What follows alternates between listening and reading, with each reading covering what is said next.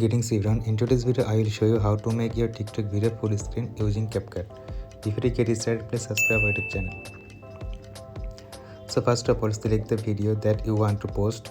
After you edit the video to Capcut and you want to fit the video to the size of TikTok, you will simply need to select the video, and then if you want to choose the size of your video according to the format of TikTok, you can simply scroll and tap on format section.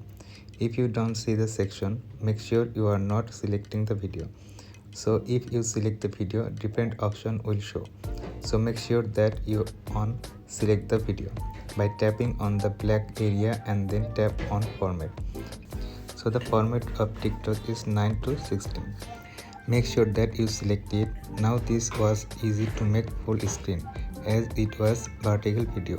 But if you want to make some picture of videos that are not vertical, so what you need to do is again select the video option and then hit over format, and then again make sure that it's on 9 to 16.